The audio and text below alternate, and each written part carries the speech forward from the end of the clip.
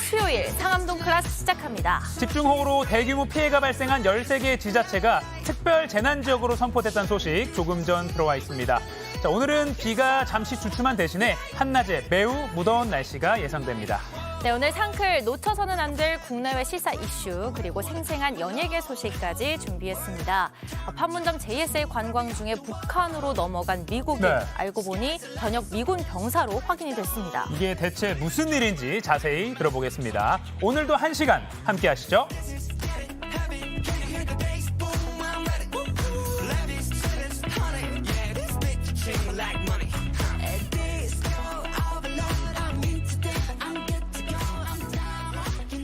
네, 생방송 상암동 클래스 TV뿐만 아니라 유튜브 JTBC 뉴스 채널이나 네이버 뉴스 페이지에서도 실시간으로 함께 보실 수 있습니다. 도시락 이슈 이재승 기자, 김태인 기자 나왔습니다. 안녕하세요. 네, 안녕하세요. 안녕하세요.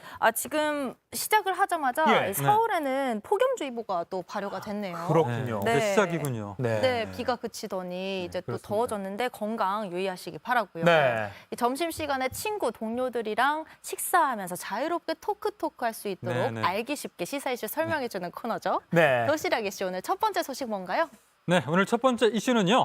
아시아 역대 최고 이적료입니다. 오. 자, 축구 국가대표 김민재가 아시아 선수 역대 최고 이적료를 경신하면서 독일 프로축구 분데스리가 최고 명문이죠.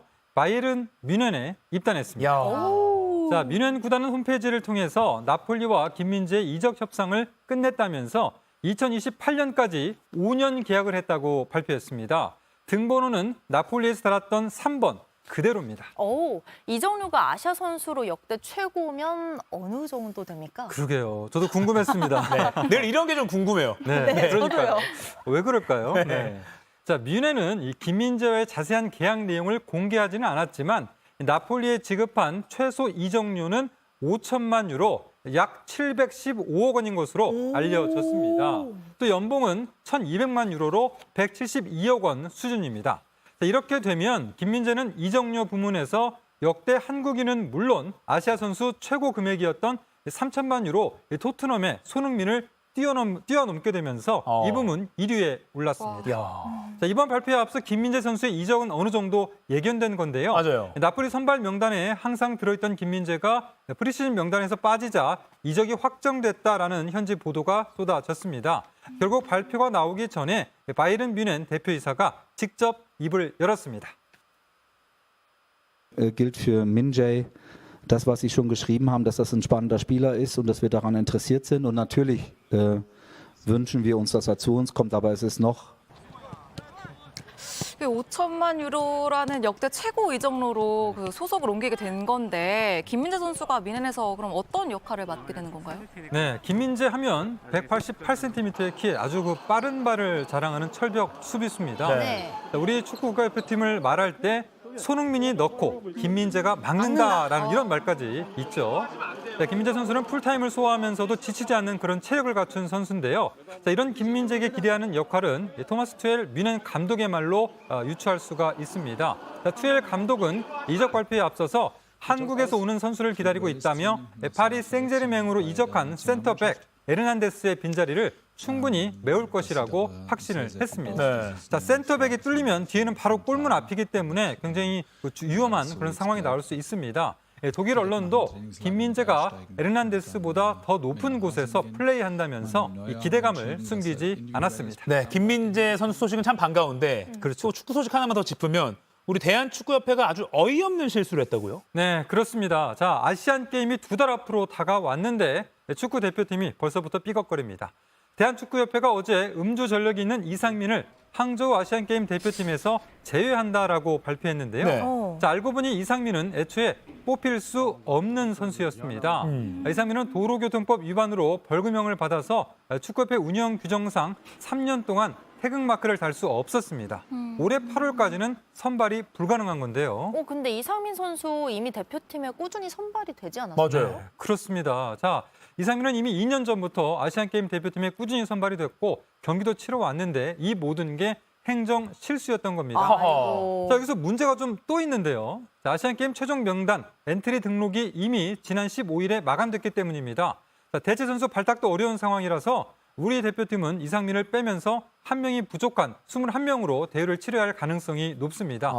축구협회는 큰 실수를 저질렀다면서 22명의 선수 모두가 항저우에 갈 수 있도록 또 한 명을 추가해서 할 수 있도록 최선을 다하겠다라고 사과했습니다. 그러니까 사실은 이게 한 명이라도 빠지면 그냥 후보군까지 탄탄해야 되는데 그렇죠. 22명까지 데리고 갈 수 있는데 이미 한 명을 빼야 되는 상황이니까. 그런데 추가로 넣을 수가 없는 상황이잖아요, 지금. 와, 이런 실수를 합니까? 이게 대한축구협회 이런 미숙한 일처리는 정말 아쉽습니다.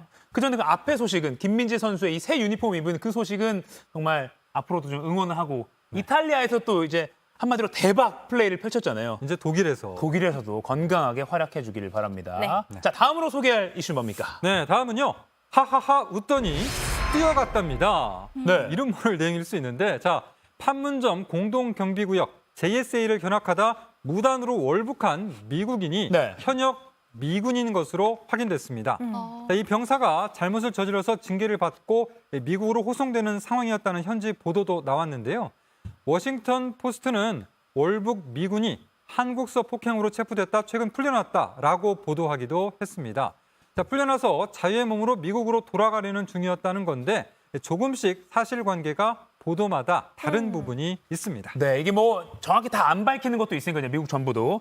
이게 미국에서도 지금 굉장히 화제가 되고 있습니다. 미군 현역 병사가 판문점을 견학하다가 북한으로 넘어간 게 흔한 일이 아니니까요. 그러니까. 바로 우리 워싱턴 현지 연결해서 이야기 더 들어보겠습니다. 자, 김필기 특파원, 지금 화면에 나오고 있습니다. 네. 자, 지금 늦은 밤일 텐데 이렇게 상클 시청자들 위해서 나오셨군요. 저 오랜만에 인사부터 좀 해주세요.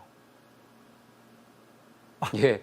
지금 이제 밤 9시 조금 지났으니까 늦은 밤은 아니고요. 다만 이제 저녁 식사하러 가다가 중계를 지시하는 이가요거 앵커 전화 받고 다시 돌아와서 불이 났게 준비하다 보니까 좀 출출한 점은 있습니다. 네. 상클 시청자 여러분께 개편 후 첫 인사드리게 돼서 영광입니다. 아니 우리 식사를 못 하셨어요. 나 김필규 네. 기자도 상클이라고 맞아요. 전해 들었거든요. 네네. 너무나 반갑습니다. 근데 이 미군 월북 사건이 미국 정부에서도 공식적으로 좀 설명을 한 게 있나요? 예, 그렇습니다. 먼저 이 오스틴 국방장관이 기자회견에서 미군 병사의 월북 사실을 공식적으로 시인을 했는데요. 이 내용 먼저 들어보시죠. One of our service members who was on a tour willfully and without authorization crossed the military demarcation line. We believe that he is in the BRK custody. In terms of my concerns, I'm absolutely foremost concerned about the welfare of our troops. 예, 이후 국무부와 백악관 언론 브리핑에서는 온통 이와 관련한 기자들의 질문이 쏟아졌습니다. 예, 하지만 구체적인 이 정보는 현재 파악 중이라면서 일단 국방부가 북측 카운터파트와 접촉하고 있다는 정도의 답변만 있었습니다. 예, 백악관은 바이든 대통령이 상황을 보고 받았고 또 주시하고 있다고 전했습니다. 근데 궁금한 게 왜 과연 이런 일을 벌였는가? 왜 북한으로 갔느냐입니다. 뭐가 나온 게 있습니까? 예, 조금 전에 이재승 기자가 간단하게 이야기를 했지만요. 지금 그 이후에 이제 미국 언론에서는 정확한 정황들이 속속 나오고 있습니다. 이번에 월북한 병사는 트래비스 킹 이병, 계급은 이병이고요. 20대 초반의 젊은 병사입니다. 정부에서 공식 발표는 안 했지만 이곳 언론 보도에 따르면 폭행 혐의로 한국 교도소에 수감돼 있다가 막 석방이 됐다고 합니다. 이후 미국으로 돌아가서 추가 징계를 받게 될 처지였는데 인천공항 보안 검색대까지 통과한 뒤 다시 어떻게 됐는지 밖으로 나와서 판문점 견학에 참여했다는 겁니다. 주변 목격자에 따르면 큰 소리로 하하하 하고 외친 뒤 건물 사이로 뛰어갔고 곧장 군사분계선을 넘었다고 합니다. 처음엔 장난치는 줄 알았다가 모두 경악을 금치 못했다고 합니다. 미국 매체들은 어떻게 이렇게 쉽게 북한으로 건너갈 수 있는지 또 궁금해하는 모습이었는데요. 2018년 트럼프 당시 대통령이 김정은 위원장과 군사분계선 넘었던 상황을 언급하면서 현장의 분위기를 설명하기도 했습니다. 와. 네, 저 오늘 새벽이죠. 북한이 그 동해상으로 탄도미사일을 2발을 발사를 했는데요. 자, 이게 월북한 미군 병사 송환과 관련해서 협상할 때를 위한 전략이다. 일부에서는 이렇게 분석하기도 하더라고요. 어떻습니까? 예, 지금으로서는 그 연관성까지 파악하기는 쉽지 않은 단계입니다. 다만 이 월북한 미군 병사 송환을 위해서 지금 꽉 막혀 있던 북미 관계에 조금이라도 틈이 생기지 않을까 그런 기대하는 목소리도 나오긴 하거든요. 미국 정부가 평양에 대사관을 두고 있는 스웨덴 측에 도움을 요청한 걸로도 전해집니다. 하지만 군사적 긴장이 워낙에 높은 상황이지 않았습니까?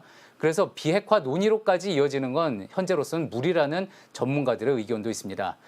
아무튼 미군의 핵 잠수함이 부산항에 와 있고요. 또 북한의 핵실험이 임박한 상황에서 한 이등병의 일탈 행위가 북미 관계에 어떤 결과로 이어질지 지켜볼 일입니다. 네. 그러니까 이 사건이 좀 다른 사안까지 연결해서 더 커질지 참 저희도 좀 주시해서 봐야 될 것 같습니다. 자, 여기까지 듣겠고요. 못다한 식사, 저희 연결 때문에 목단 저녁 식사 꼭 하시길 바랍니다. 지금까지 워싱턴에서 상크리 김필규 특파원이었습니다. 고맙습니다. 고맙습니다. 네. 근데 이재승 기자, 아니 네. 이렇게 쉽게 월북이 가능한가? 그러니까 저도 왠지 이런 월북하면 굉장히 우리가 좀 의구심이 거리가 멀게 느껴지는데 네. 판문점 갔다 그냥 월북한다라는 게 참 이해가 안 되는 부분이 네네네. 있죠. 통상 이 판문점 견학은 군정위원회 회의실이나 도보다리 등 군사 분계선과 인접한 장소들을 돌아보도록 돼 있습니다. 그 판문점에 있는 파란색 건물 회의실 안은 유일하게 경계석을 넘어갈 수 있는 공간인데요. 우리 측이 견학할 때는 북측에서 나가주고 북측 사용된 우리 측에서 못 들어가는 시스템입니다. 네. 그 영화 JSA에 나오는 다리는 현재는 군인도 넘어갈 수 없는 구역입니다. 민간인이 월북하는 경우는 종종 있었는데 네. 근데 이렇게 미군이 직접 북한으로 넘어가는 경우도 있긴 있나요? 네, 그 이번 사건처럼 한국에 배치된 미군이 자기 의지로 이 북한행을 선택하는 일은 드뭅니다. 그런데 처음은 또 아닙니다. 처음은 아니다. 그렇습니다. 예, 미국 국방부는 1962년부터 1982년 사이에 총 6명의 주한미군이 월북한 것으로 파악을 했습니다. 6명이 있었군요. 그렇습니다. 한두 명이 아니죠. 네. 자, 그런데 이 중에 가장 잘 알려진 사례는 로버트 젠킨스 하사로 그는 1965년에 주한미군에 근무하던 중에 베트남 전쟁에 파병될까 두려워서 탈영을 했고 북한으로 갔습니다. 결국 이제 미군들의 탈영 이유가 좀 이런 어떤 본인들의 신변의 위협을 느낄 때 그럴 때도 탈영하는 것 같습니다.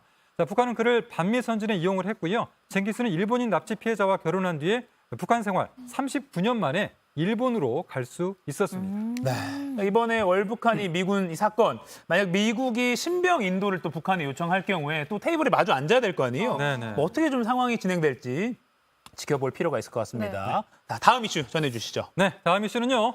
마약 빼주세요입니다. 네, 마약을 빼달라. 자, 간판에 마약이라는 표현 대신에 다른 말을 써달라는 학생들의 진심 어린 손편지가 지역 상인들의 마음을 움직였습니다. 예. 자, 편지에는요. 안녕하세요. 저는 초등학교 6학년 학생입니다로 시작을 해서 한자 한자 또박또박 적어 내려갔습니다. 학교에서 마약을 주제로 수업을 했는데 마약 이름이 붙은 가게들이 많다는 것을 알게 됐습니다. 이 마약이라는 단어가 들어감으로써 사람들이 마약을 쉽게 접할 수 있다고 생각을 합니다. 마약이 아닌 더 좋은 단어로 바꾸는 게 좋다고 생각을 한다. 예쁜 것으로 좀 바꿔달라라고 하면서 뭐 대박난 이런 것들 얘기를 했고요. 마약 대신에 소문난이나 대박난 같은 문구를 사용해 보세요라는 대안도 이 편지에 들어 있었습니다. 아주 논리적인 근거와 네. 해결 방안까지 전 6학년 때 어떤 생각을 했나 싶은 생각이 듭니다. 100점 만점에 100점 드립니다. 편지예요. 네. 근데 사실 생각해보면 마약 김밥, 마약 떡볶이 네. 실제로 이 마약이 들어간 간판이 굉장히 많잖아요. 네네네. 근데 우리가 더 이상 마약 청정국이 아닌데다가 맞아요. 또 외국인들이 딱 여행 왔는데 그 간판 보면 깜짝 놀라죠. 마약이 들어가 있나라고 생각할 수도 있거든요. 그렇죠. 근데 네. 이렇게 편지를 받고 상인들이 혹시 뭐라고 했을까요? 자, 상인들의 생각도 참 어떤 반응도 참 놀라웠는데요. 네. 이 편지의 주인공들이 직접 그 첨지의 주인공들은 전주 풍남초등학교 학생들인데 전주 풍남초등학교. 네, 지난달 30일에 학교 인근 전주 한옥마을 매장 2곳을 방문해서 자신들이 직접 쓴 편지를 전달을 했습니다. 네. 화면에 보이는 귀여워요. 모습인데요. 네, 자, 공손하게 이렇게 드렸고요. 네, 이 공손한 편의 손편지를 받아든 상인들도 아이들의 제안에 화답을 했는데요. 자, 마약이라고 쓰였던 간판 문구를 며칠 뒤에 원조 등으로 바꾼 겁니다. 와. 네. 또 몇몇 상인은 학교를 방문해서 학생들에게 깊은 감명을 받았다면서 답장 손편지를 또 써서 상인들이 또 손편지를 썼고요. 또 간식을 전달하고 광고 문구를 수정하겠다는 약속도 했습니다. 이 풍남초등학교 학생들에게라는 글로 시작한 이 상인들의 화답 편지에는 마약이라는 단어가 이렇게 나쁜 영향을 주게 될지 미처 생각하지 못했다. 좋은 의견을 줘서 고맙다 등의 내용이 적혀 있습니다. 야, 요건 이제 그 상인 어른이 그 학생들에게 답장을 보낸 지금 편지가 나가고 있네요. 네, 그러니까 편지를 보낸 학생들과 그리고 그걸 또 아주 정성껏 받아서 그걸 또 현실에 반영하는 그 어른들의 그렇죠. 마음까지 뭔가 굉장히 훈훈한 기분 좋아지는 소식입니다. 그렇습니다. 자, 편지를 직접 전달한 6학년 찬호영 황건아 학생은 우리가 바꿀 수 있을까 기대 반 의심 반이었는데 이런 손편지가 좋은 결과로 이어져서 너무 뿌듯하다라고 말했는데요. 자, 좋은 결정을 해주신 사장님께도 감사드린다고 소감을 전했습니다. 네. 지금 요 TV 보시는 뭐 상인분들 지금 뭐 점심 장사 같은 거 준비하시는 분들 많을 텐데 마약 뭐 옥수수, 마약 김밥 이런 거보다는 뭐 소문난, 대박난 이렇게 좀 바꿔보시는 것도 좋을 것 같습니다. 네. 자, 기분 좋은 소식 들었고요. 다음 이슈 짧게 하나만 더 가죠. 네, 다음 이슈는요. 110일 만의 결정입니다. 자, 오늘 새벽에 내년도 2024년 최저임금이 9,860원으로 결정됐습니다. 네. 자, 노동계는 최저임금 1만 원 이상 인상을 요구했지만 경영계가 경기 침체 등을 이유로 소폭 인상을 고수하면서 140원 차이로 최저임금 1만 원의 벽을 넘지 못했습니다. 네. 이렇게 결정나기까지 110일이 걸려서 역대 최장 기록을 갈아치웠습니다. 지금까지 가장 길었던 해는 2016년에 108일이었습니다. 아, 내년도 최저임금 9,860원으로 정해졌다. 이 소식까지 오늘 아침에 들어온 소식입니다. 잘 들었습니다. 자, 이어서 지금 이 시각 모바일에서 가장 화제가 되고 있는 소식 바로 정리해드립니다. 김태인 기자. 네, 누리꾼들의 이목을 끈 그 소식, 상크리 뽑은 광크리 뉴스입니다. 오늘 준비한 소식들 먼저 한 줄로 살펴보겠습니다. 네. 옆에 이렇게 나와 있는데요. 키워드들을 보면요. 88,000원 먹튀 손님 찾습니다. 황당한 자리맡기, 부실 음식 항의했다, 뭐 정가의 10배 수준 먹태깡 대란, 또 몸값 300배 뛴 1세대 아이폰까지 다양한 이슈들이 이목을 끌었습니다. 그럼 이 가운데 몇 가지 자세하게 살펴보겠습니다. 예. 네, 먼저 88,000원 먹튀 손님 찾습니다입니다. 먹튀 속어긴 한데요. 보통 식당에서 음식값을 내지 않고 도주하는 걸 뜻하는 단어입니다. 먹고 튄다. 요즘 네. 이 먹튀가 이곳저곳에서 문제가 되고 있습니다. 지난달에도 서울의 한 횟집에서 손님 6명이 무려 25만 원어치를 먹고 그냥 사라졌어요. 계산도 안 25만 하고. 원어치 그 얼마나 물고기 몇 마리입니까? 그러니까 이게 이런 게 좀 잊을만 하면 계속 나오고 있어요. 이번에는 어디서 먹튀가 있었습니까? 네, 이번에도 횟집입니다. 충남 아산인데요. 이 횟집 사장이 온라인 커뮤니티에 먹튀 손님을 찾는다며 글을 올렸습니다. 그저께 식당을 찾았던 남성 일행이 음식값 88,000원을 내지 않고 사라졌다는 건데요. 글쓴이는 당시 병원 진료 때문에 자신은 가게를 비웠고 어머니께서 혼자 가게를 지키던 중에 이런 일이 벌어졌다고 했습니다. 지금 옆에 보시면은 뭐 글쓴이가 올린 가게 CCTV 영상 캡처 사진이 계속 나오고 있어요. 네. 이 사진을 보면요, 이 내부 식당에서 이제 식사를 하는 모습이 나오고 있는데요. 검정색 티셔츠들을 입고 있고요. 또 보면 또 한 남성과 또 다른 2명의 남성 이렇게 다 같이 모여 있는 모습을 볼 수 있습니다. 네, 다 네네. 담겨 있네요. 네, 이 당시 남성들은요, 어머니에게 계좌번호를 알려주면 돈을 보내겠다고 했는데요. 글쓴이는 이 남성들을 꼭 찾고 싶다며 누리꾼들에게 도움을 청했습니다. 그러니까 어머니 혼자서 가게를 지키시다 보니까 그 분주한 틈을 타서 이제 계좌로 보내겠다라고 하고 도망을 친 것 같은데 아, 어머님이 상심이 크셨겠어요. 네. 이 자영업자분들이 그렇지 않아도 코로나19로 긴 시간 힘들었잖아요. 맞아요. 그런데 이제 좀 회복해야 될 그런 때인데 이런 먹튀 문제가 계속 발생한다는 게 좀 참으로 안타깝습니다. 네. 네, 글쓴이는 맛있게 식사하지 않았냐, 손님들을 받은 나이 든 어머니의 그 잘못이냐 하면서 돈보다 다시는 이런 일이 없었으면 해 글과 사진을 올린다고 호소했습니다. 누리꾼들 사이에서는 손님 잘못이지 어머니 탓은 아닙니다. 88,000원에 양심을 버리다니 꼭 찾길 바랍니다 등 비난의 목소리가 이어졌습니다. 아이고, 이 식당과 택시를 상대로 한 이런 먹튀 피해가 매년 10만 건에 달한다고 합니다. 그렇게나 많이. 언론에 안 알려진 게 너무 많은 거예요, 지금. 자, 피해는 고스란히 지금 장사하시는 분들 다 떠안고 있잖아요. 그러니까 요새 근데 CCTV도 많고 다 경찰이 잡아냅니다. 이 충남 아산에서 회 먹고 그냥 간 분들 지금이라도 사과하고 돈 내시기 바랍니다. 네. 자, 김태인 기자. 좀 분노를 가라앉히고 다음 소식 뭔가요? 분노를 좀 가라앉히고 네. 근데 또 분노를 좀 일으킬 수 있는 분노 소식. 유발하는 내용인가요? 네, 다음 소식은요. 밥 먹으러 가요. 황당한 자리맡기입니다. 네. 영상이 좀 준비됐는데요. 짧은 영상이지만 함께 보시겠습니다. 차에서 내린 운전자 주차칸에 놓인 종이 상자를 시원하게 걷어찹니다. 예. 나오죠. 네. 네. 이 종이 상자 다름 아닌 한 실내 주차장 자리를 맡기 위해 누군가가 놔둔 거였습니다. 그 영상만 봐도 참 정성스럽게 가운데 잘 놔뒀거든요. 그러니까 누가 와서 주차를 내가 다시 할 거니까 뭐 맞지 말아라 뭐 이런 건가요? 네, 맞습니다. 이게 참 당황스러운데요. 그런데 종이 상자에 적힌 문구는 더 당황스럽습니다. 종이 상자에는요, 아들이랑 밥 먹으러 가요. 아이고야. 다른 곳에 주차하세요. 라고 적혀 있었는데요. 야, 이게 웬 말이 안 나오네요. 왜 너무- 이렇게 좀 그리고 문구 자체도 그렇고 놓는 자세도 너무나 당당하게 네. 주차를 하지 말아라. 당신들은 다른 곳에 대라 뭐 이런 건가요? 네, 그러게 말입니다. 이 상자를 마주한 영상 속 운전자와 동승자는요, 진짜 양심 없다, 진상이다 라고 비판했습니다. 그러고는 차에서 내려 시원하게 발로 종이 상자를 차버린 건데요. 아. 영상을 본 누리꾼들은 차라리 주작이길 저건 좀 심하다. 어린애 글씨체인데 설마 아들에게 시킨 건가? 등의 반응을 보였습니다. 또 최근 한 백화점 주차장에서도 비슷한 일이 있었습니다. 당시에는 가방이었어요. 한 여성이 빈 주차 어머. 공간에 가방을 놓고 아이고. 자리를 맡아나 피해를 봤다는 한 운전자의 사연이 화제였는데요.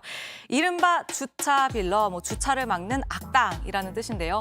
이런 비양심적인 주차 빌런들의 행동이 이어지면서 제도적으로 막아야 한다는 목소리도 나오고 있습니다. 실제로 이 주차 자리를 선점하지 못하게 금지하는 주차장법 개정안이 지난 4월에 발의가 되기도 했었어요. 네. 그러니까 오죽하면 이런 법안까지 나오나 싶을 정도인데 예. 아, 저런 빌런들은 그래도 제도적으로 좀 어떻게 막아야 되나 싶기도. 그러니까 양심에 맡기기엔 또 또 좀. 원래는 좀 양심에 맡기는 게 우리가 인지상정인데 이게 또 너무 안 되니까 네. 또 제도가 법까지 좀 나오려고 필요한가. 하고 있고. 그렇습니다. 여러분들의 생각은 어떠신지도 궁금합니다. 댓글 많이 달아주시고요. 네. 다음 소식 뭔가요? 네, 다음은 부실 음식 항의하니 추가금 내라입니다. 네. 아니 이게 음식이 부실해서 항의했는데 오히려 추가금을 내라고 했다니 이건 또 오늘 계속 분노가 유발되는 그런 내용밖에 이해가 안 없어요. 돼요. 이상해요. 왜 오늘 이러죠? 좀 당황스러운 소식들이 네, 많습니다. 네. 제목만 봐도 참 당황스러운데요. 사진 먼저 함께 보시겠습니다. 도시락인데 떡 위에 보시면 삼겹살이 올라가 있습니다. 근데 얼핏 봐도 삼겹살보다도 떡이 더 많아 보이는데요. 네. 네. 이 사진을 올린 글쓴이는요. 배달로 삼겹살 숙주볶음을 주문했는데 떡만 가득했다고 주장했습니다. 글쓴이는 고기 아래로 다 떡이었다. 이게 1인분 도시락에서 나올 떡 양이 맞나요? 라고 설명했는데요. 여러분들께서 보시기에는 좀 어떤가요? 일단 뭐든 맛은 있어 보이는데 지금 배고파서요. 근데 삼겹살 숙주볶음이 아니라 떡 숙주볶음에 삼겹살을 약간 고명처럼 올린 그런 느낌입니다. 네, 그러니까 보면은 뭐 삼겹살은 토핑 수준인 것처럼 보이기는 네. 해요. 글쓴이는 음식을 주문한 가게에 항의를 했습니다. 그런데 돌아온 답변이 리뷰 이벤트로 받은 고기에 대한 값을 입금해라였다고 해요. 업주가 음식 리뷰에 적은 글을 보면요. 업주는 소시지가 다 떨어져서 대신 떡을 넣다 보니 더 들어간 거다. 리뷰 약속하고 미슐랭처럼 평가할 거면 어머니가 해준 음식 드시고 똑같이 말씀하라고 적었습니다. 그리고는요. 이어서 리뷰 이벤트로 고기 추가된 건 계좌로 입금해달라고 했습니다. 야, 아니 뭐 이벤트로 추가된 고기가 그렇다면 저 정도라는 건가요? 그러니까 이벤트로 추가가 됐다는 거죠, 저게. 이건 네. 또 납득이 안 되네요. 네. 그러니까요. 누리꾼들도 비슷한 반응을 보였어요. 고기 추가된 거 맞아? 저 정도면 떡볶이 아니냐? 그리고 또 아까 가역 앵커가 말한 것처럼 삼겹살 숙주볶음이 아니라 떡 숙주볶음이네 등 가게를 비판하는 반응이 많았습니다. 네, 이어서 마지막 소식입니다. 정가의 10배 수준 먹태깡 대란입니다. 이 먹태깡, 저도 이름은 들어봤지만 아직 본 적은 없습니다. 지난달 출시된 뒤 일주일 만에 100만 봉이 팔렸고 품귀 현상이 이어지고 있습니다. 편의점에도 재고가 남아있는 곳을 찾기 어려울 정도인데요. 그런데 이 먹태깡이 일부 온라인 오픈마켓에서 10,000원 넘게 무려 정가의 10배 수준에 팔리고 있어 논란입니다. 와. 이 과자의 소비자 가격은 한 봉지에 1,700원인데요. 한 오픈마켓에서는 13,900원에 팔고 있습니다. 배송비가 붙으면 10배 정도 비싼 셈이죠. 우와. 정말 아니, 이재승 기자 먹어봤어요? 저는 뭐 먹태강 자체를 방금 처음 봤어요, 화면으로. 아. 근데 그 정도 돈을 내고 우리가 먹어야 된다니 너무 황당합니다. 네. 네, 맞습니다. 뭐 예전에 허니버터만 나는 뭐 그런 과자들도 있었죠. 근데 요즘엔 쉽게 구할 수 있어요. 뭐 일부 누리꾼들은 한정된 물량으로 소비 심리를 부추기는 헝거 마케팅 아니냐고 비판하기도 했습니다. 하지만 제조사인 농심은요, 이 정도로 인기 있을 줄 몰랐다. 가능한 생산력을 최대한 동원하고 있다며 헝거 마케팅은 말도 안 된다고 일축한 것으로 전해졌습니다. 누리꾼들은 희소성이 있으니 원가보다 비싸게 팔 수도 있지라는 반응도 있었고요. 한두 달만 지나면 유행도 사그라들 것 등의 반응을 보였습니다. 지금까지 상크리 뽑은 광크리 뉴스였습니다.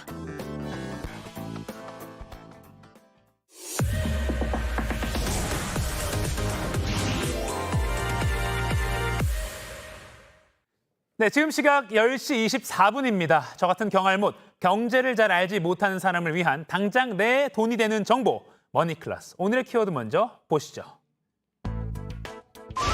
내 집이 침수됐어요. 보상받는 방법은? 기록적인 폭우로 인명피해는 물론 주택이 물에 잠기는 등 재산 피해도 계속 커지고 있습니다.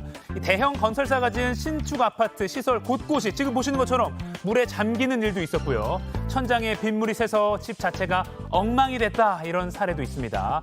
이런 피해가 집 자체의 하자 때문에 생긴 것 같을 땐 어떻게 대처하면 좋을까요?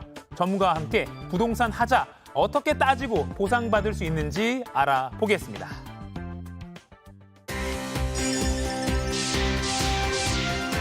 김인만 부동산 연구소장과 함께 부동산 완전 정복해 보겠습니다. 안녕하세요. 안녕하세요. 자, 만약에 드디어 내 집 마련의 꿈을 이뤘어요. 네네. 봄쯤에 그렇게 했어요. 네. 이번에 장마철이 된 거예요. 네. 근데 막 물이 새요, 막. 생각도 하기 싫은데 네네. 이럴 경우 이거 뭐 흔히 말하는 중대 하자 아닙니까? 아, 생각만 해도 진짜 끔찍한 일인데요. 예. 자, 제가 한번 보시고 질문 하나 드리겠습니다. 네네. 자, 중대하자라고 말씀하셨는데요. 여기 나오는 내용들 중에 중대하자가 뭔지 한번 골라보십시오. 와, 도락은 아닐 것 같고요. 약간 사소할 것 같고. 네네. 중대하자, 누수, 맞습니다. 미세균열, 벽. 이 정도는 중대하자일 것 같습니다. 네. 중대하자가 굉장히 중요한 부분입니다. 예. 왜냐하면 중대하자냐 아니냐에 따라서 집을 판 사람의 매도인의 담보 책임 범위가 정해지기 때문인데요. 한번 내용을 보시죠. 그러면 중대하자가 이 중에서 뭐냐? 네. 자, 배관. 물이 새면 안 되죠. 네. 그렇죠? 보일러가 겨울에 보일러가 안 되면 큰일 나잖아요. 그리고 물이 새는 누수 같은 경우는 생활하는 데 있어서 굉장히 중대한 하자다. 이거는 집을 판 사람이 나중에도 책임을 져야 된다는 부분이고요. 이게 문제가 발생이 되면 담보 책임 중에는 계약을 해제, 그러니까 계약 자체가 없는 것으로 무효를 네. 시킬 수도 있고요. 피해 부분, 물이 새서 장롱에 물이 들어와서 장롱이 썩었다. 네. 이렇게 되면 손해배상 청구도 가능합니다. 그래서 가능한데, 자, 도어록 파손. 제가 선택한 벽 미세균열은 소규모로 들어가네요. 예, 이거는 생활하는데 큰 지장이 있는 건 아니고요. 처음에 집을 살 때 충분히 발견할 수 있는 문제입니다. 그러니까 이거는 소규모 파손으로 보는 거고요. 만약에 심하면 이제 이거는 중대이겠지만 벽에 금이 가서 네네네. 아파트가 무너질 정도라 그러면 그건 다른 문제고요. 네, 이거는 네. 미세한 균열입니다. 네. 약간 실금 같은 걸 말씀하시는 거고요.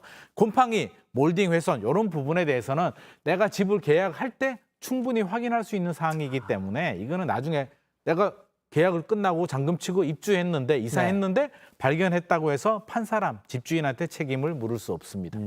약간 미리 확인을 못하는 경우가 중대하자로 들어가는 경우도 많이 있는 거군요. 맞습니다. 중대하자라면 이전 집주인한테 책임을 물을 수 있다. 네. 자, 그런데 이제 하자가 아니라 네. 최근처럼 폭우 이런 것처럼 막을 수 없는 자연재해 뭐 이런 경우에는 어떻게 할 수 있나요? 우리가 이제 집주인한테 책임을 물으려면 네. 뭔가 집주인의 과실, 그러니까 집주인이 집을 팔았는데 그 집에 대한 어떤 하자가 있어야 되거든요. 네. 갑자기 비가 막아서 요즘처럼 이런 폭우가 왔다 그러면 네. 이거는 불가항력적인 일이란 말이에요. 예. 그러면 집주인한테 책임을 물을 수는 없고요. 이렇게 비가 많이 온 지역들은 정부가 특별 재난 지역으로 지정이 됩니다. 네. 그러면 여러 가지 지원, 보상 대책들이 나오게 되고요.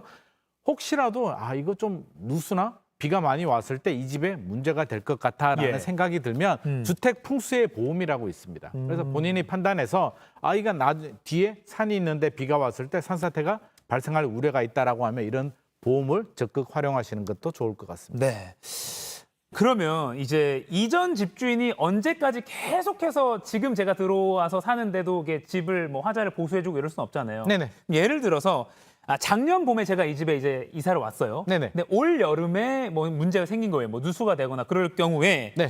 이전 집주인한테 따지는 거 1년 반 정도가 지난 거잖아요. 네네. 이 정도는 어떻게 봐야 됩니까? 아, 이게 이제 분쟁의 소지가 있는데 네. 담보 책임에는 이제 요건이 있습니다. 이 요건을 한번 제가 설명을 드릴 네. 텐데요. 자, 판 사람이니까 산 사람이 있습니다. 책임을 져야 되는데 일단 유효 기간은 6개월입니다. 아하. 제척 기간. 그러니까 산 사람이 하자를 인지하고 안 시점부터 6개월 이내 담보 책임져라. 하자를 달라고 이제 요청을 해야 되는데요. 네. 요건이 4가지입니다. 계약이 유효하다. 이거는 당연한 거고요.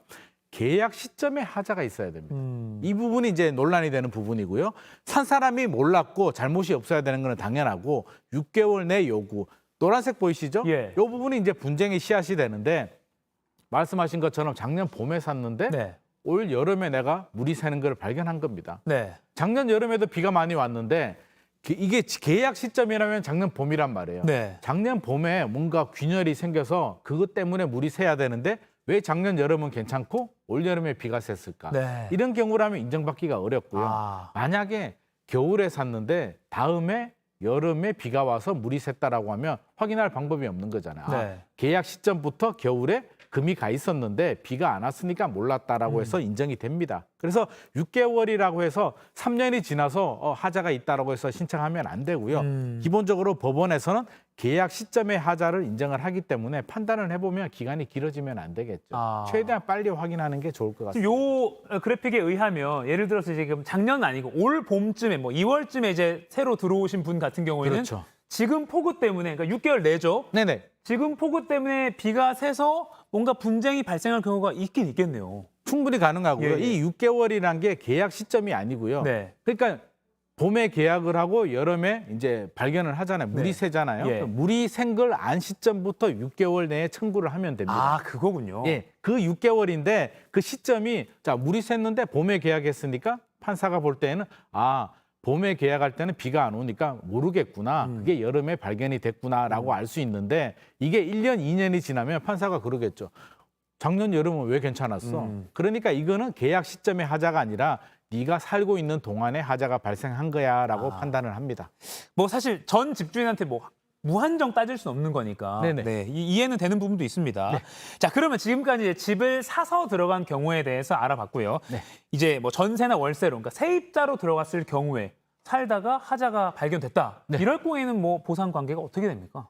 이럴 때 분쟁이 더 많이 생기죠. 아. 세입자 입장에서는 집주인한테 하자를 이제 청구를 하게 되는데 네네. 기본적으로 집주인한테 연락을 해야 됩니다. 임의적으로 이게 수리를 하면 안 되고요. 아, 물론 민법에서는 이게 청구가 있습니다. 수리 청구에 대한 권한이 있음에도 불구하고 임의적으로 절대 수리를 하면 안 됩니다. 네. 그러면 하자가 발생했을 때 어떤 절차에 의해서 해야 되냐면 먼저 현상 보존을 해야 됩니다. 반드시 현상 보존을 해야 되고요. 현상 보존을 한 다음에 사진을 좀 정확하게 찍을 필요가 있겠고 예. 왜냐하면 이게 집주인 입장에서는 왜 원래 처음에 집을 팔았을 때는 깨끗했는데 네. 왜 하자가 생겼느냐라고 이야기를 하거든요. 자, 여기 나오죠? 자, 보시면 수리비 누가 하느냐? 먼저 수리비 범위부터 한번 알아보죠. 예. 자, 보일러, 변기, 냉장고, 세탁기. 요거는 빌트인 가전을 말하는 겁니다. 네. 빌트인 가전 같은 경우는 어때요? 뭔가 원래 있던 거니까 네. 집주인한테 좀 당연히 요구할 수 있을 것 이게 같습니다. 필요비라고 하거든요. 예, 예. 당연히 집에 필요한 거니까 집주인이 수리를 해야 되는 부분이고요. 네. 자, 그러면 세입자 그냥 못 아니면 벽지 좀 이런 거는 세입자가 자기가 아니면 전등이 나갔다는 그렇죠. 거는 세입자가 하자 수리를 해야 됩니다. 아, 근데 이제 여름에 네. 꼭 이슈가 되는 게 있어요. 바로 모기 때문에 방충망. 네네. 솔직히 잘못 이렇게 좀 하다가 막 구멍이 금방 뚫리기도 하고 그렇거든요. 네네. 방충망 같은 경우는 훼손됐을 때 어떻게 누가 좀 보상을 해줘야 됩니까? 기본적으로 방충망은 쉽게 파손되지 않거든요. 아. 그렇다면 세입자가 어떤 과실이나 아이들이 장난을 치다가 구멍을 내거나 파손을 했다면 네. 세입자가 수리하는 게 맞고요. 네. 집이 10년, 20년 노후화가 됐는데 네. 오래돼서 이게 좀 헐거워졌다, 파손이 생겼다 그러면 집주인이 하는 게 맞습니다. 아하, 이것도 약간 좀 사실 이렇게 딱 원칙이 있더라도 네네. 집주인분과 이렇게 잘 협의를 하는 것도 좀 필요하겠네요, 현실적으로. 그렇죠. 그러니까 아까 제가 앞서서 잠깐 설명을 드렸지만 네. 하자가 발생했을 때 청구할 수 있으니까 내가 그냥 수리업체 불러서 수리 뚝딱 하고 돈 주세요라고 하면 집주인 입장에서는 굉장히 기분이 나쁘겠죠. 그럴 수도 있겠네요. 아니 무슨 하자인데 네 마음대로 수리하냐라고 하기 때문에 그때는 제가 팁을 드리면 먼저 현상 보존. 반드시 현상 보존을 바로 하지 마시고 예. 사진, 동영상 찍는 게 좋고요. 네. 가급적이면 영상, 요즘 휴대폰 영상이 좋으니까 영상 예. 찍고요. 더 좋은 건 아파트 입주했을 때, 이사했을 때 영상을 쭉 찍어두는 게 굉장히 좋습니다. 왜냐하면 벽지가 떨어졌는데 집주인은 깨끗했는데 왜 떨어지냐? 네. 네가 잘못한 거 아니냐라고 하기 때문에 반드시 증거 기록을 해야 되고요.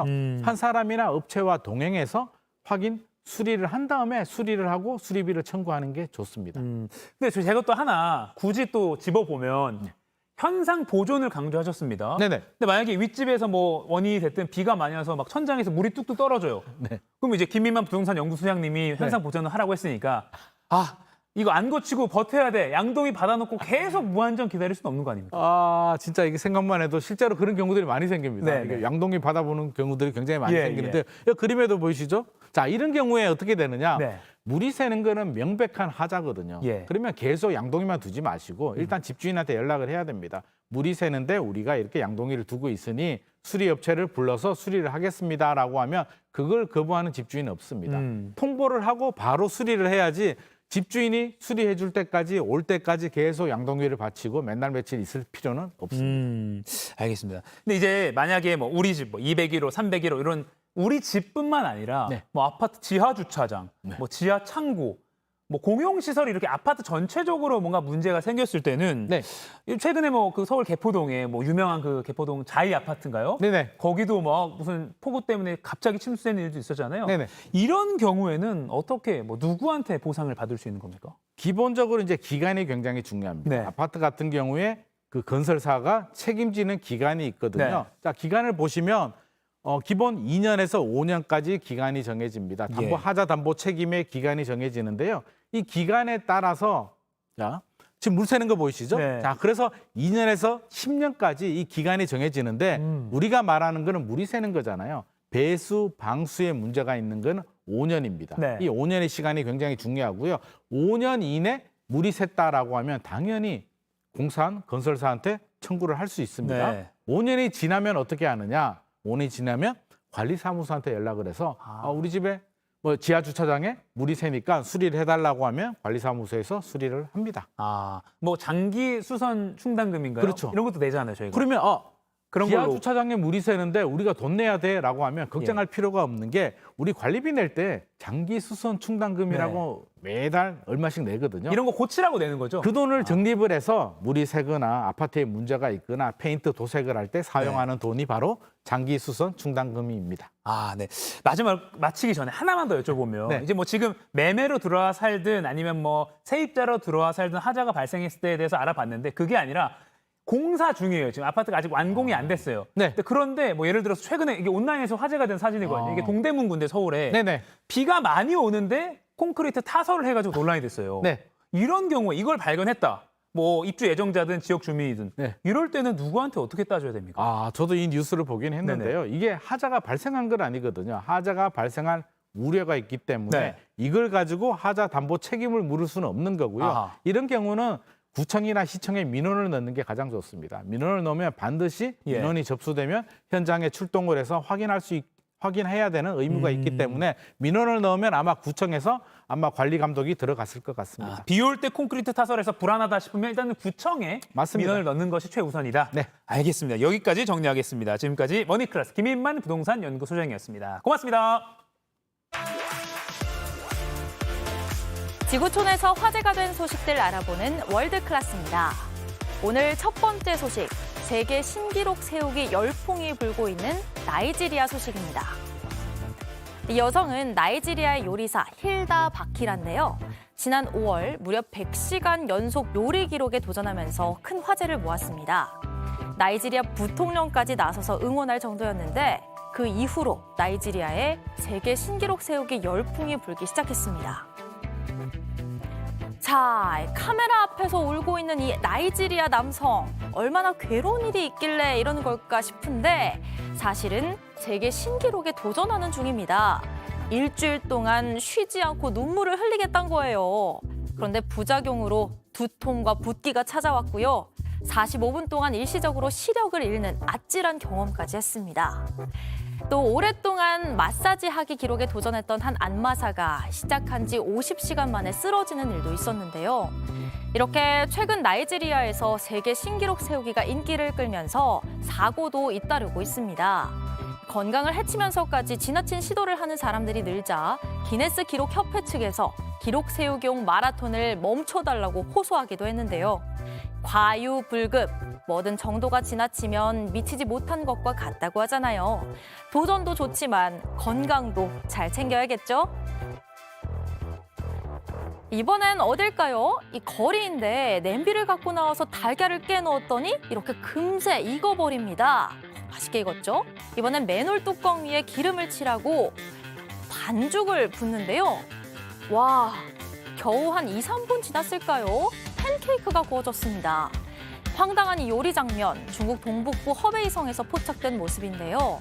폭염이 얼마나 대단한지 짐작이 되네요. 북부 신장 위구르 자치구 저지대의 경우엔 최근 기온이 무려 52도를 넘어서면서 역대 중국 최고 기온을 뛰어넘었는데요. 전문가들은 전 세계적으로 올해 6월이 기상 관측 이래 가장 더운 6월로 기록됐고 이번 7월도 역대 가장 더운 7월이 될 가능성이 있다고 전했습니다. 다음 소식도 볼까요? 사랑하면 닮는다더니 바로 이들을 두고 생긴 말이 아닐까 싶습니다. 요즘 브라질에서 화제가 되고 있는 2인조 함께 만나볼까요? 헬멧까지 똑같이 맞춰 쓴 반려견과 주인, 오토바이를 함께 타고 바람을 가르며 달립니다. 짜릿한 속도감을 즐기는 건가 싶은데 사실은 착한 일을 하러 나선 겁니다. 매일 함께 오토바이를 타고 브라질 상파울루 거리를 달리는 이 둘은 몇 년째 불우한 환경에 처한 유기견들에게 사료를 나눠주는 봉사활동을 펼치고 있습니다. 3년 전부턴 귀여운 루비라는 배달 서비스를 시작해 상파울루 주민들에게 동물 사료와 간식을 팔고 있는데요. 이렇게 얻은 수익금으론 또 고양이 사료를 사서 길고양이들을 위해 거리에 뿌린다고 하네요. 이들의 활약이 알려지면서 소셜미디어엔 이들을 응원하는 팬들이 10만 명 넘게 모였는데요. 이 훈훈한 2인조, 상파울루 거리에서 고통받은 유기동물들이 사라지는 그날까지 앞으로도 함께 선행을 이어가고 싶다고 하네요. 덥수룩하게 자란 수염과 함께 인터뷰를 하는 이 남성, 누굴까요? 호주 시드니 출신인 51살 팀 섀독입니다. 영국 BBC 방송 등에 소개된 사연인데요. 섀독은 지난 4월 반려견 벨라와 함께 멕시코 라파스에서 5km 정도 떨어진 프랑스령 폴리네시아로 떠났습니다. 배가 두 대로 이어진 쌍둥선에 의지한 채 항해를 이어간 지 몇 주가 지났을까요? 갑자기 태평양 한가운데서 폭풍우를 만났고 배가 그만 난파됐습니다. 이후 섀독은 한낮엔 배 선체 그늘 아래로 들어가서 더위를 피하고 배에 실려있던 낚시 장비로 물고기를 잡아 날생선을 먹으며 버텼다고 하는데요. 그렇게 두 달을 표류하다 지난 12일 멕시코 해안을 순찰하던 헬리콥터에 발견돼 극적으로 구조됐습니다. 다행히 섀독과 반려견 벨라 모두 건강에는 큰 이상이 없었다고 해요. 발견 당시 섀독은 정말 기적과 같은 일이 벌어졌다며 맛있는 음식을 좀 먹었으면 좋겠다고 말했습니다. 지금까지 월드클래스였습니다.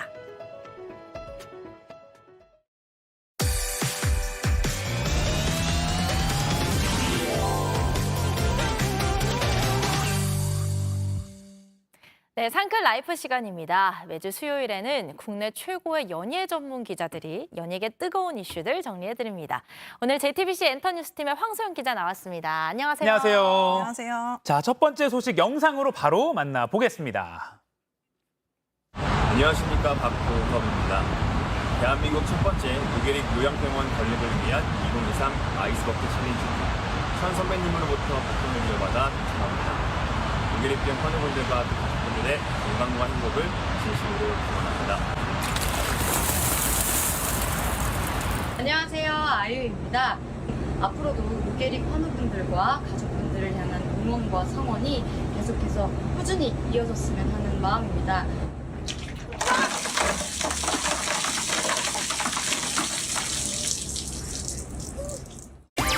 첫 번째 번째 키워드, 스타들의 선한 영향력, 돌아온 아이스버킷 챌린지. 이게 얼음물을 뒤집어 쓰고 기부도 하는 좋은 챌린지잖아요. 이게 소셜미디어를 통해서 스타들이 하는 게 많이 퍼지고 있네요. 네, 12년 동안 국내 최초 이제 루게릭 요양병원 건립을 위해서 가수 현 씨가 이제 시작을 했는데요. 네. 올해 이제 착공 소식을 알리면서 2023 아이스버킷 챌린지의 시작을 알렸습니다.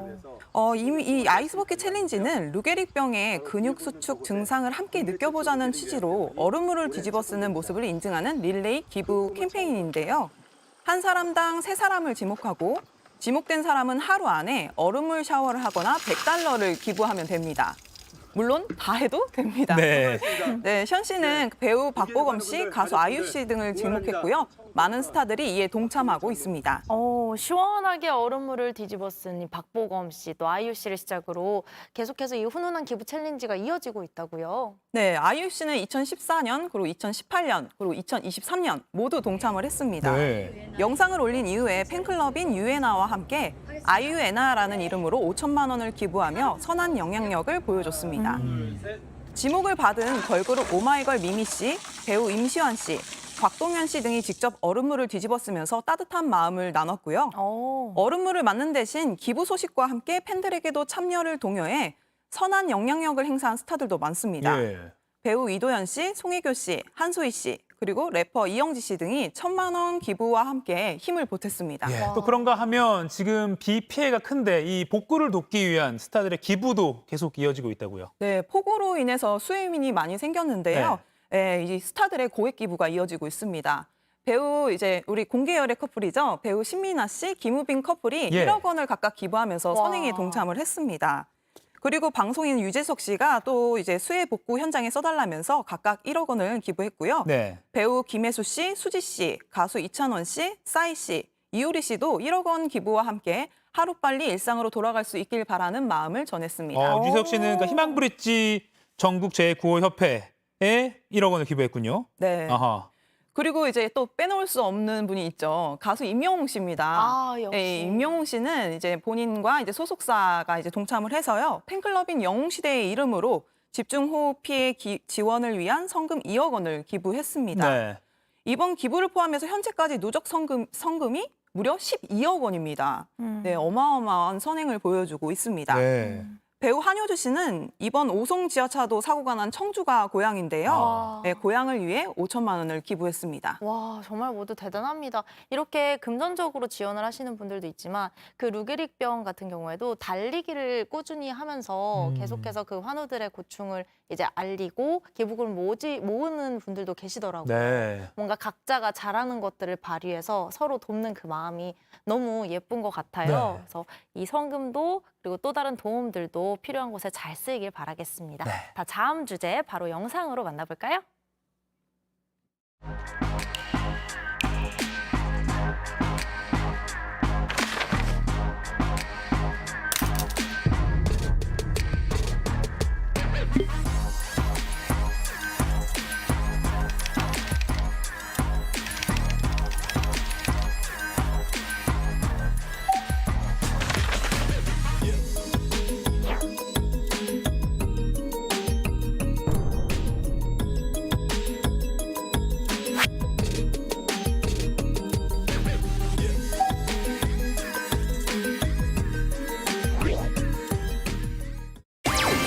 두 번째 키워드, 손석구 가짜 연기 발언 논란. 어떤 얘기인가요? 손석구 씨가 이제 네. 최근 9년 만에 연극 무대로 돌아왔습니다. 그래서 관객들과 현재 만나고 있는데요. 예. 방금 전에 보셨다시피 이제 연극 나무 위의 군대 기자간담회가 있었는데 여기서 한 발언이 문제가 됐습니다. 이 연극은요 350석가량의 소극장에서 하는데 좀 특이하게도 마이크를 사용합니다. 그래서 그 이유에 대해서 묻자 손석구 씨가 어떤 연극 감독님들이 사랑을 속삭이는 연기를 시키면서 마이크를 붙여주지도 않고 가짜 연기를 시키더라라고 답을 했습니다. 손석구 씨가 원래는 연극만 하려고 했는데 이렇게 가짜 연기를 자꾸 시켜서 영화나 드라마로 옮겨간 거라고 설명을 했는데요. 마이크로 연극하는 거에 대한 질문의 대답이 진짜 연기와 가짜 연기에 대한 갑론을박으로 번진 겁니다.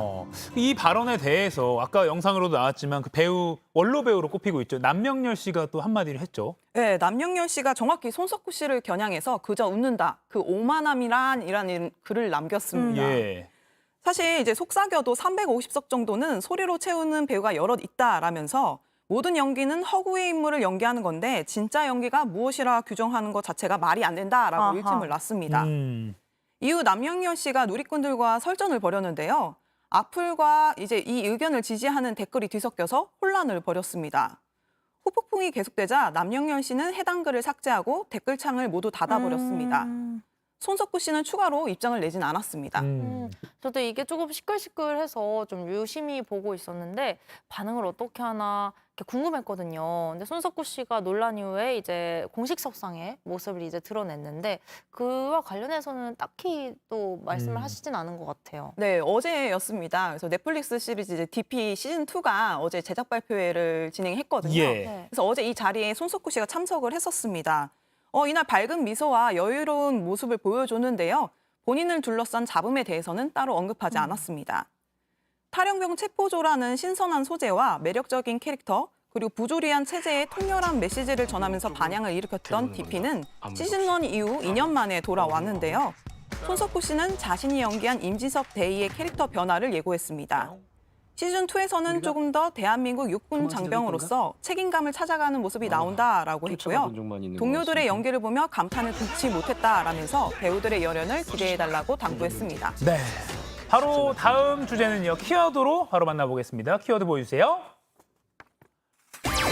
비활동기에도 핫한 블랙핑크. 오, 이게 뭐 설명이 필요 없습니다. K-팝 대표 걸그룹 블랙핑크가 지금 이렇게 막 무대를 많이 하고 활동을 많이 하는 건 아니잖아요. 그러니까 네네네. 비활동이라고 할 수 있는데 뭐 여전히 뜨거운 관심을 받고 있어요. 네, 가장 뜨거운 관심의 중심이 선 멤버가 바로 리사 씨입니다. 어. 네, 리사 씨는 다음 달 이제 YG 엔터테인먼트와 전속 계약 만료를 앞두고 있는데요. 이 가운데 재계약이 불투명하다는 얘기가 나왔습니다. 지난 12일 중국발 보도였는데요. 한 중국 에이전시에서 리사 씨의 섭외를 시도했지만 YG와의 재계약이 불투명해 스케줄 협의가 어려웠다라는 주장이 나왔습니다. 재계약 여부가 불투명하다는 전망이 나오자 YG 엔터테인먼트 측은 15분 만에 공식 해명을 내놨습니다. 네. 스케줄 협의는 투어 및 개인 일정 때문이지 계약 여부와 상관이 없다라고 밝혔습니다. 그 리사 씨가 또 열애설로도 그래요? 그렇죠. 네, 블랙핑크 올해만 3번째 열애설입니다. 네네네. 최근 해외 매체들은 리사 씨가 세계적인 부호 프레데릭 아르노와 프랑스 파리에 있는 한 식당에서 편안한 모습으로 데이트를 즐겼다라고 보도를 했습니다. 그는 명품 브랜드 루이비통의 수장이자 포브스 선정 세계 부호 2위인 베르나르 아르노 회장의 넷째 아들인데요. 네. 지난해 11월 LA에서 열린 블랙핑크 콘서트를 관람한 후 멤버들과 찍은 사진을 공개하며 친분을 드러내기도 했습니다. YG 측은 열애설과 관련해서는 아무런 입장을 내놓지 않고 있습니다. 이 열애설 하니까 이제 제니 씨도 이전에 열애설이 났는데 뭐 최근에 좀 사실상 인정한 것 아니냐 뭐 이런 말도 나오더라고요. 네, 누가 시키진 않았습니다. 네. 네. 제니 씨 스스로 화제를 모았는데요.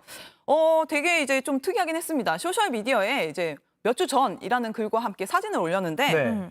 이 사진 자세히 보세요. 흰색 벙거지 모자에 가디건을 입었고요. 체크 무늬 패턴의 스카프를 목에 둘렀는데 네. 어디서 많이 본 의상입니다. 그때 그 포착됐던 장면에서 맞습니다. 네, 생강에서 데이트를 즐겼던 이 네. 모습인데요. 지난 5월에 방탄소년단 BC와 프랑스 현지 데이트 목격담이 퍼졌던 그 의상과 네. 굉장히 비슷한 모습입니다. 예. 그래서 이제 팬들은 스스로 인정한 것 아니냐라는 의견이 쏟아졌는데요. 사실 이 당시에 두 사람 모두 열애설에 대한 입장은 별다른 걸 내놓지 않았었습니다. 근데 2달이 지나서 직접 진실 여부를 밝히고 싶었던 것인지 아니면 우연인지 이유가 어찌됐든 제니 씨는 크게 화제를 모았습니다.